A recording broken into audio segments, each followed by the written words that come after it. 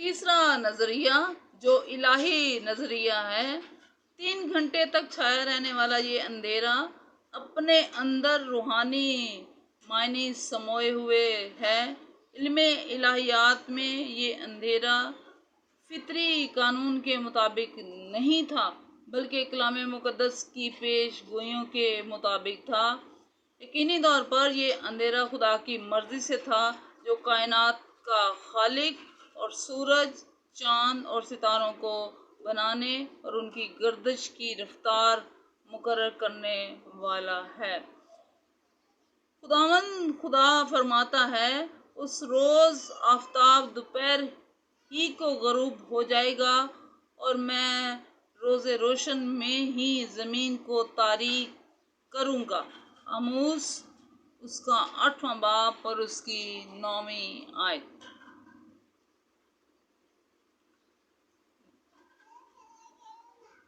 مقدس لیو کے مطابق یہ تاریکی یہودیوں کے اندھے پن کو ظاہر کرتی ہے، اور یہ تاریکی آج بھی یہودیوں کے دل اور دماغ پر چھائی ہوئی ہے، کیونکہ وہ آج تک خداوند یسوع مسیح کو اپنا نجات دہندہ قبول نہیں کرتے۔ مقدس جیروم کے مطابق یہ تاریکی یہودیوں کے ایک معصوم اور بے گناہ شخص پر ظلم و تشدد کرنے پر، اور سورج نے جب اپنا منہ چھپا لیا اور پوری کائنات ایک ہولناک تاریکی میں ڈوب گئی۔ کلام مقدس کے مطابق یہ تاریکی کسی گہرے بادل کا نتیجہ نہیں بلکہ یہ اندھیرا اس لیے ہوا کہ سورج کی روشنی جاتی رہی جو خدا کی عدالت کو ظاہر کرتی ہے۔ کیونکہ خداوند یسوع مسیح پر بنی نوع انسان کے گناہ کا بوجھ تھا، اور ضرور تھا کہ خدا باپ اپنے عدل کے تمام تقاضے پورے کرے اور جہاں کے گناہوں کا کفارہ مکمل ہو جائے، اس لیے یہ اندھیرا خدا کے عدل کا ظاہری نشان تھا، جیسا کہ کلام مقدس میں لکھا ہے۔ پھر خداوند نے موسیٰ سے کہا کہ اپنا ہاتھ آسمان کی طرف بڑھاتا جا، ملک مصر میں تاریکی چھا جائے، ایسی تاریکی جسے ٹٹول سکیں۔ اور موسیٰ نے اپنا ہاتھ آسمان کی طرف بڑھایا اور 3 دن تک سارے ملک میں گہری تاریکی رہی۔ خروج 10 باب اور اس کی 21ویں آیت سے۔ 3 گھنٹے کی یہ تاریکی اس لیے تھی کہ جو اذیت اور دکھ بے گناہ نجات دہندے کی روح پر گزر رہا تھا، نہ تو کوئی زبان اس کا بیان کر سکتی ہے اور نہ ہی کوئی آنکھ اسے دیکھنے کی طاقت رکھتی ہے۔ لگتا ہے کہ یہ تاریکی اس روحانی تاریکی کی علامت تھی جو یسوع کی روح کو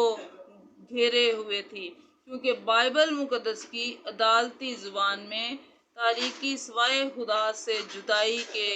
اور کیا ہے۔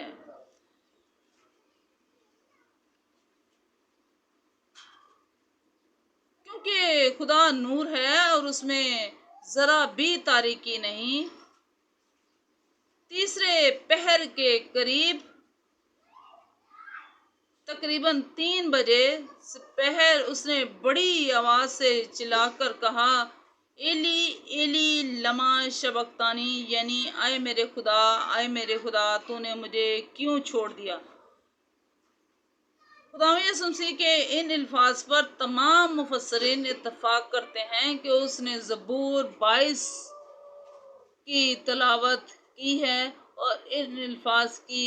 اہمیت کو وہ بہت اچھی طرح سے جانتا تھا۔ چوتھے کلمے کو جب ہم آگے بڑھتے ہیں تو اس کلمے میں اے میرے خدا، اے میرے خدا اس مقصد کے لیے تھا، اے میرے خدا، اے میرے خدا، تو نے مجھے اسی مقصد کے لیے رکھا تھا، اے میرے خدا، اے میرے خدا، میری یہی منزل تھی۔ جارج اپنی بک میں لکھتے ہیں، ان کا نظریہ ہے، یہ کلمہ نہ تو شکایت ہے اور نہ ہی کوئی گلہ شکوہ، بلکہ یہ ایک ایسا فقرہ ہے جس میں خدا کی مرضی کی تابعداری کا عنصر نمایاں ہے۔ خدا یسوع مسیح کے دکھوں پر کئی فلمیں بنائی گئیں اور ان میں کوشش کی مووی بنانے والوں نے کہ ان سارے حالات کو پیش کیا جائے، لیکن پھر بھی کچھ ایسی باتیں ہیں جو بائبل مقدس کے مطابق ایسی موویز میں نہیں پیش کی جا سکی۔ باوجود ایک آرامی زبان کے ان الفاظ کا جدید ترجمہ موجود ہے، تو بھی تمام مفسرین نے عہد نامے میں چوتھے کلمے کے یونانی الفاظ کا ترجمہ آئے میرے خدا، آئے میرے خدا، تو نے مجھے کیوں چھوڑ دیا کو ہی قرار دیتے ہیں۔ جب ہم اس سے آگے بڑھتے ہیں، خداوند یسوع مسیح کے صلیبی کلمات میں سے 3 کلمات ایسے ہیں جس میں اس نے خطاب کیا ہے۔ پہلے اور آخری کلمے میں اس نے کہا اے باپ، لیکن چوتھے کلمے میں اے باپ کی بجائے اے میرے خدا کہہ کر مخاطب کیا ہے۔ کیوں؟ اس کی پہلی وجہ یہ ہے کہ اب وہ اپنا عہد وفاداری اور ذمہ داری نبھا رہا ہے، اس لیے اپنے جذباتی رشتے کی نسبت اپنے الہی اور عہد کے رشتے کو زیادہ اہمیت دیتا اور اپنے فرائض پر زیادہ دھیان رکھتے ہوئے اس نے اپنے باپ سے بات کی۔ اب باپ اور بیٹے میں ایک منصف اور مجرم کا رشتہ ہے، کیونکہ خدا باپ اب عدل اور انصاف کے تخت پر بیٹھا اپنے بیٹے پر تمام دنیا کا گناہ دیکھ رہا ہے، اس لیے اس عدالتی کارروائی میں باپ اور بیٹے میں کوئی لحاظ اور امتیاز نہیں تھا، اس لیے بیٹا اپنے آپ کو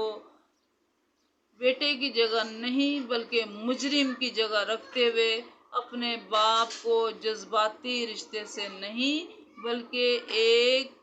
منصف مانتے ہوئے اے میرے خدا، اے میرے خدا کہہ کر پکارتا ہے۔ اس کی دوسری وجہ، خداوند یسوع مسیح اس ساری عدالتی کارروائی میں اپنے باپ سے کسی طرح کی شفقت کو محسوس نہیں کرتا، بلکہ وہ اسی تجربہ میں سے گزر رہا تھا جس کو مقدسین روح کی تاریک رات کا نام دیتے ہیں۔ تیسرا اس کا خیال، مقدس متی رسول نے اے میرے خدا، اے میرے خدا کو عبرانی زبان میں ایلی ایلی لکھا ہے، اور اس سے مراد ہے کہ یہ مذکر لفظ ہے، کیونکہ مقدس متی رسول یہودیہ اور گلیل کے طور طریقوں کے مطابق لکھتا ہے، اس لیے اس نے عبرانی زبان کے لفظ کو استعمال کیا، جبکہ مرقس نے ایلی ایلی کی بجائے الوہی الوہی استعمال کیا۔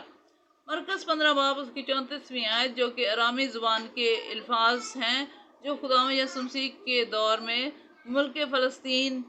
میں سب سے زیادہ بولے جانے والی زبان تھی۔ چوتھے کلمے کے یہ الفاظ خداوند یسوع مسیح نے پوری آواز کے ساتھ کہے، جس سے اس کی عظمت اور کرب کا اندازہ لگایا جا سکتا ہے۔ چوتھے کلمے کا منظر ہمیں بتایا ہے کہ دوپہر 12 بجے سے سپہر 3 بجے تک اندھیرا چھایا رہا، اور ہم نے دیکھا کہ یہ اندھیرا ایسا ہولناک تھا کہ دوپہر میں آسمان پر ستارے نظر آنے لگے۔ یہ تاریکی مسلسل 3 گھنٹے میں چھائی رہی، جس میں دنیا کا نجات دہندہ صلیب پر سسکیاں لیتا رہا، لیکن آخر کار اس کی روح بے چین ہوئی اور اس نے بڑی آواز سے چلا کر کہا، آئے میرے خدا، آئے میرے خدا، تو نے مجھے کیوں چھوڑ دیا؟ یہ کلمہ